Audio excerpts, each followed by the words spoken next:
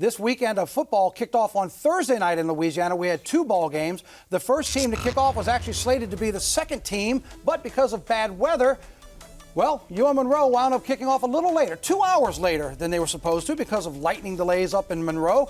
Year 2 for Brian Vincent as head coach for the Warhawks. Opening drive of the game, 2nd and 22 from their own 25. Here comes Braylon McReynolds. We heard from him on our preview show. The transfer from South Alabama wanted to make an impact, and he did on this one. Misdirection and takes it almost to the end zone. Look how close. 74 yards. If he goes 74 and a half, he's in. But he comes just short of the end zone. After all of that work, he takes a breather. Hunter Herring comes in. He goes over the top. 6 plays, 81 yards, 7-0. Warhawks, second quarter, same score. Aiden Armenta ends at quarterback, buys some time, finds Tyler Griffin. Great throw. Griffin between 3 defenders, and he's gone. Except, there's that yellow icon. The flag. Holding. Brings it back, take the points off of the board. But later in the second, Armenta finds Jake Godfrey. Beautiful pass right sideline. 24 yards for the first down, and the Warhawks are moving. 3 plays later, on 4th and 2, let's go for it. Armenta rolls right. Rico Powers, 18 yards, and it leads to a field goal. The Warhawks lead 10-0 at the break. Opening drive of the second half. On 2nd and 13, Armenta, the misdirection. He throws back to McReynolds. He makes his way into the end zone. 10 plays, 75 yards in just over 5 minutes. And the Warhawks would add to it, and they get the win over St. Francis. St. Francis is about to move down to NAIA. Neat little fact here. They made their first plane ride for a road game in 10 years.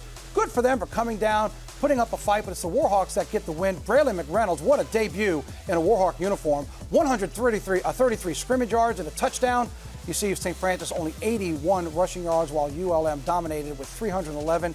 Stepping up a notch a little bit, ULM is going to Titletown in Tuscaloosa next weekend to take on Alabama, who will be dropping from number 8 after that loss to Florida State. Coach, were you pleased after this season opening win? I just don't think we executed well offensively at all early. You know, we've had lightning delays here. We had 4 the first 3 days of camp. So we can sit here and we're not going to make excuses, and that's what I told them in the locker room. There are no excuses. The days of excuses are gone, and we've just got to put our head down and we've got to go to work. You know, we've got to go to work and we've got to get better. We get 2 extra points blocked. That's embarrassing.